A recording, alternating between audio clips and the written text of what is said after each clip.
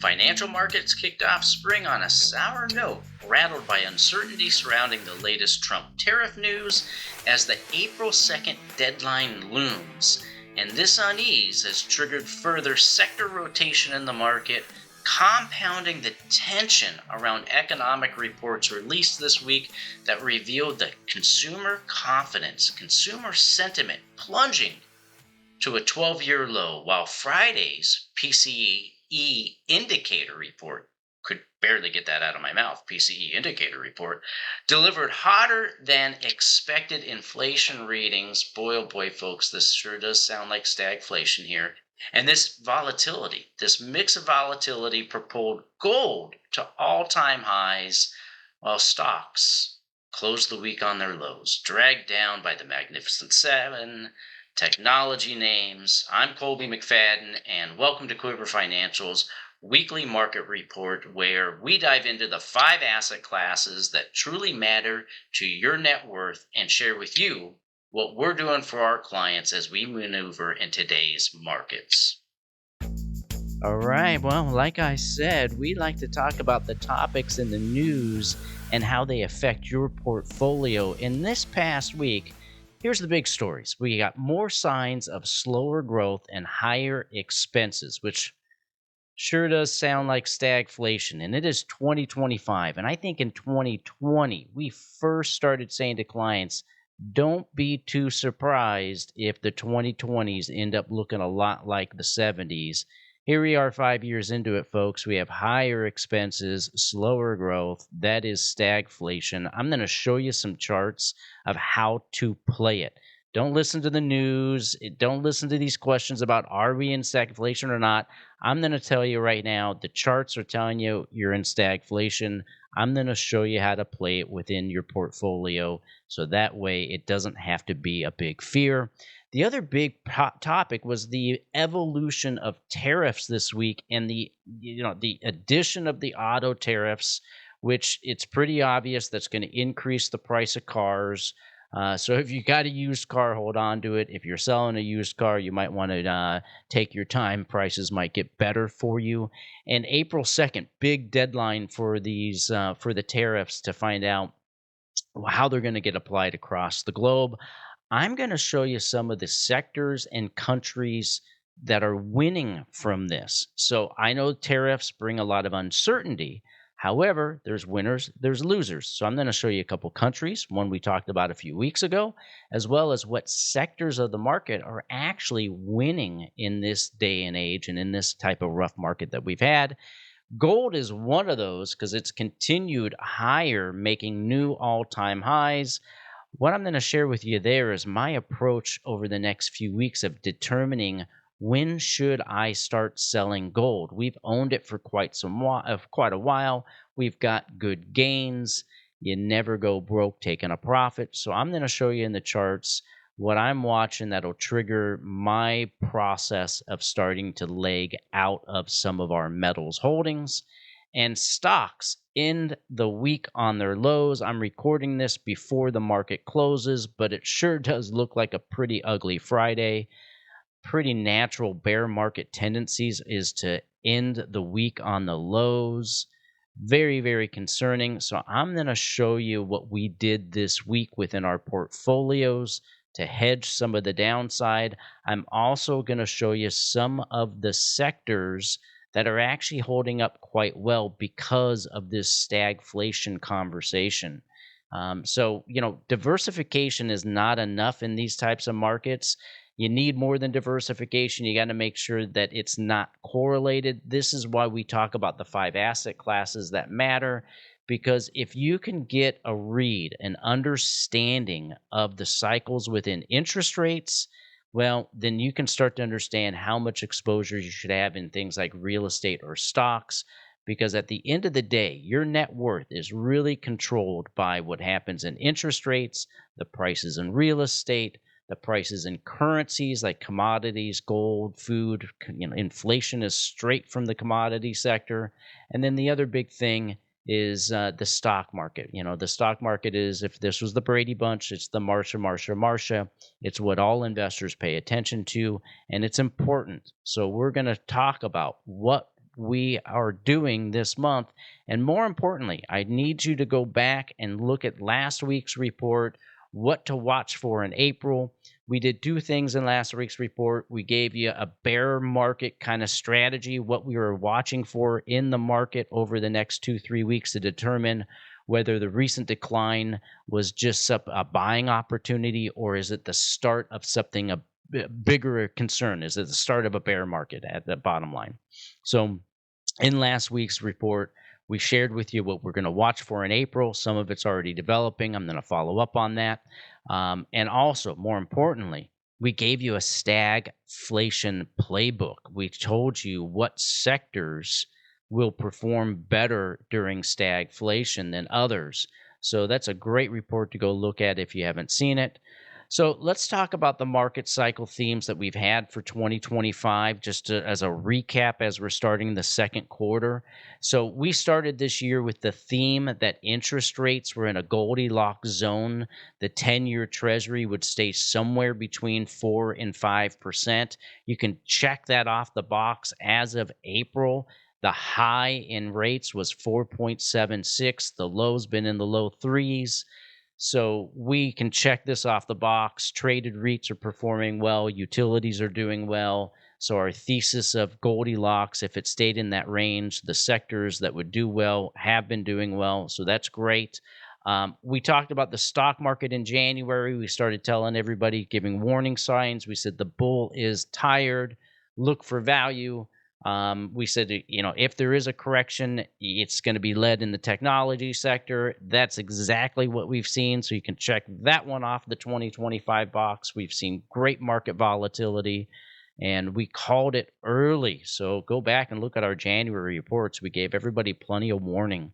Metals, we said that they are in the process of getting to a parabolic move. That's exactly what's happening right now. I'm going to show you in a couple charts of what I'm going to be doing as part of our sell strategy to take profits when that time comes. And then our other theme was that oil would break higher and stay higher. It did. It has. You can check that off the box. Our question has been, will oil prices be the bane of the Trump administration? Will they be the kryptonite? Because if oil prices keep rising and we have slow growth, we're going to have rough inflation numbers, folks. And that's exactly how we've started the year. And that's why the conversation of stagflation has been so popular. So what's happened since the start of January? S&P is down 10%, NASDAQ down 12%. NVIDIA, Tesla down double digits. The whole Mag 7 is down 25% or more. So it's been an ugly, ugly, ugly start to the year, my friends. Amazon, Microsoft, Google, Apple, all of them down, down, down. You know what's not? Gold. So yeah, pretty much yikes, folks. But so far this year, it's been a great year to have a diversified portfolio. Anybody who over leveraged these names at the end of last year is really feeling the pain. So I'm going to start off by talking about equities because I think that's the important thing for this year. Since equities have started off with such a deep decline, especially led by the technology sector, it's caught a lot of people off guard because they thought, hey, with Trump coming into office, that things were all rosy, and so the Trump bump turned into a Trump slump.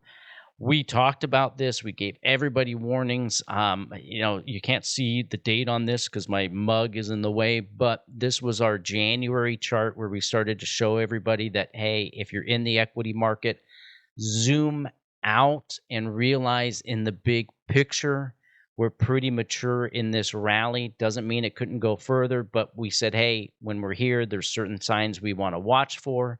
We also gave another warning because the old adage, buy low, sell high, also means that in order to buy low, you got to be buying it when nobody else is talking about it. When everybody's talking about it, you're not buying low, you're buying high. So we showed this in February that all the small speculators are in the market. People have jumped in, they got greedy, so it was time to be fearful. And lo and behold, that warning has turned out to be very proficient because here's what's happened is really since the start of March, We had that decline. We said the first order of business. This was something we shared with you on March 7th. And we said what needed to happen is the market needed to break out of this crash channel. We were hoping it would happen somewhere around 5,600.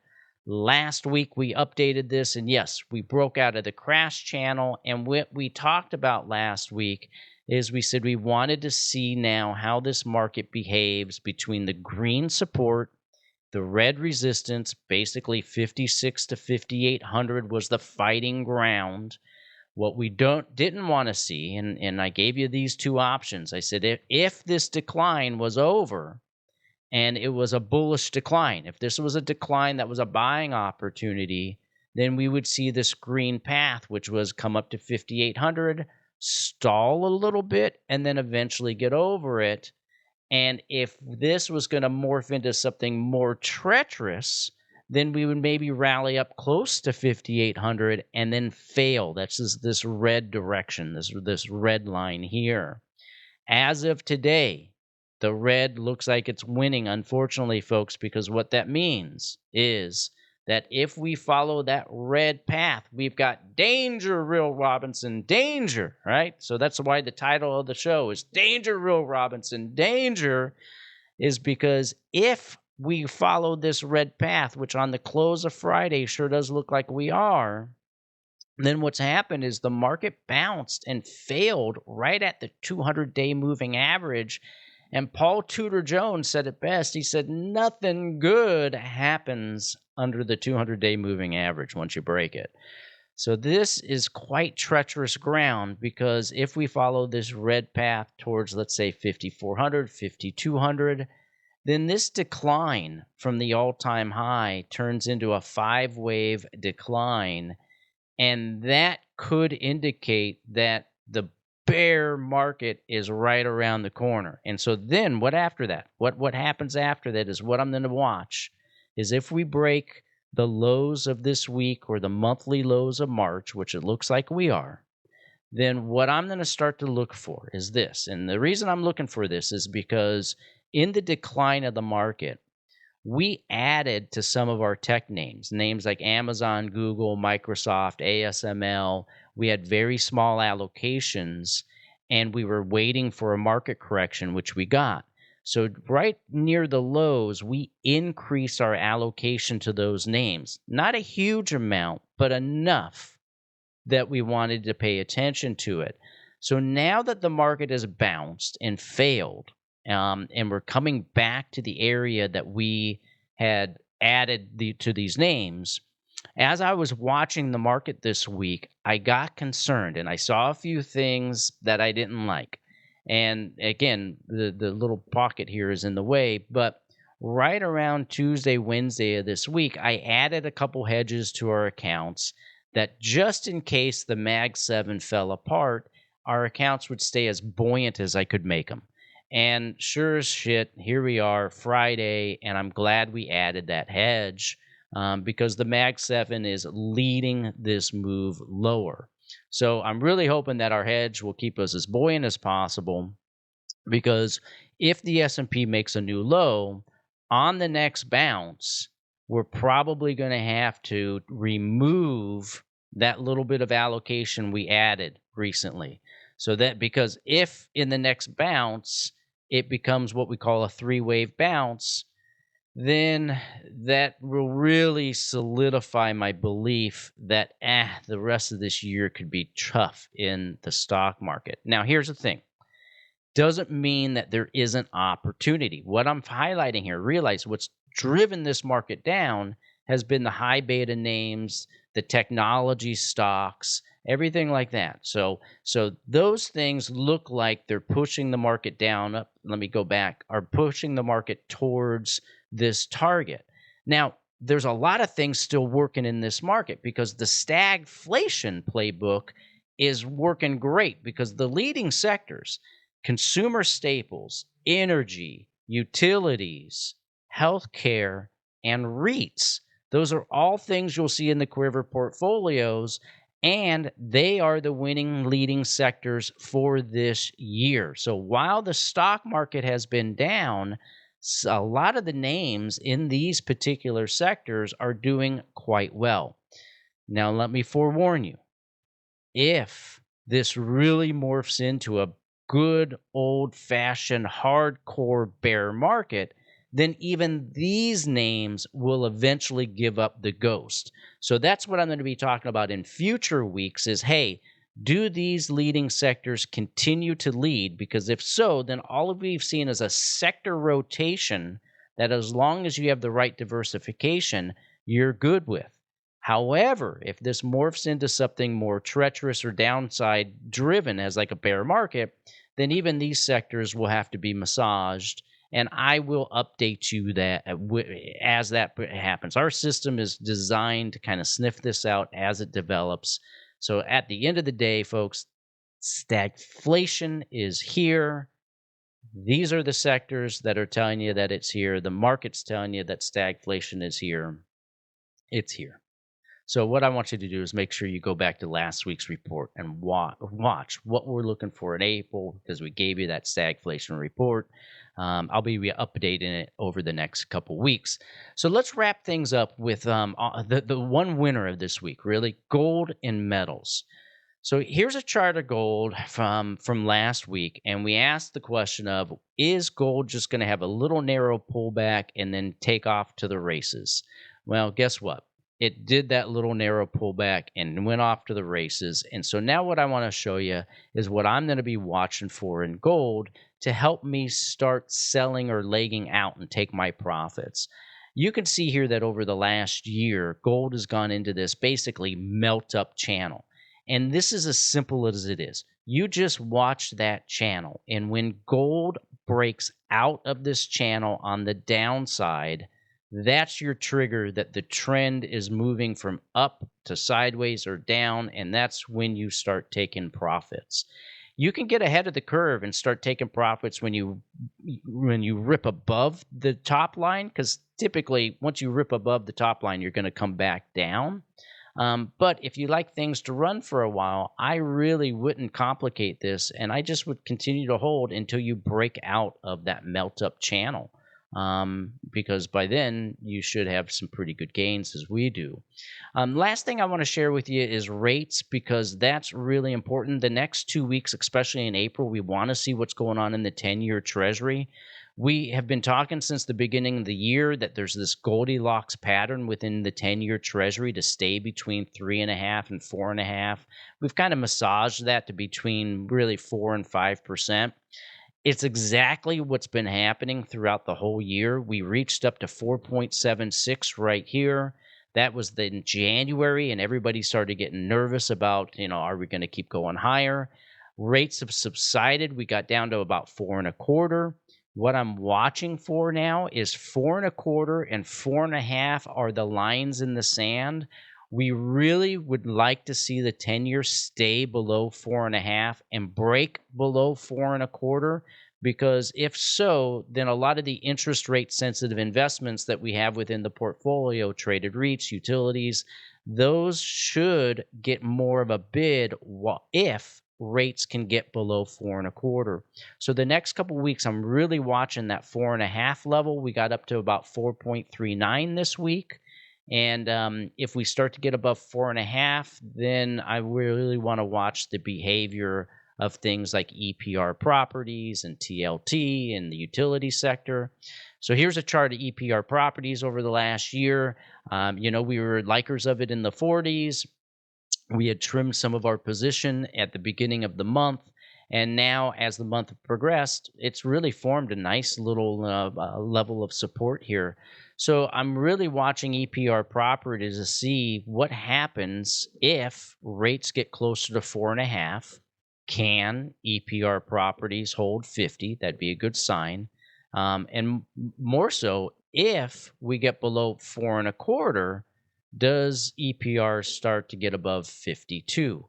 So those are my tells. Those are some things that I'm watching. EPR will have another dividend payout pretty soon here, so it's worth keeping on your radar.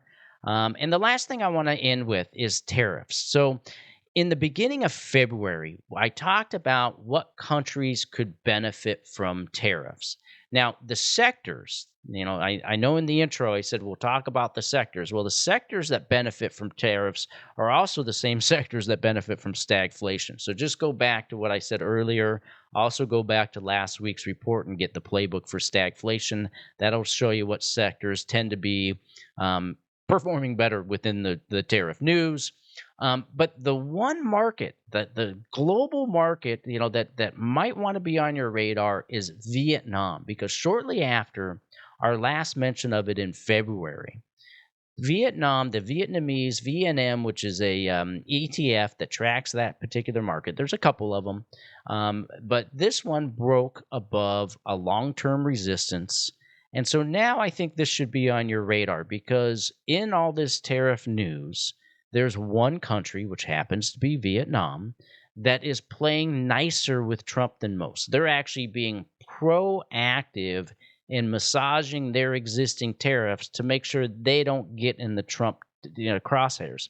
Now, what's interesting about this is that Amazon is a big supporter of Vietnam. There's a lot of Amazon business going down to Vietnam. And if you notice who was at the inauguration, who's been hanging around with Trump. So I wonder if Jeff Bezos has a little Vietnamese squeeze.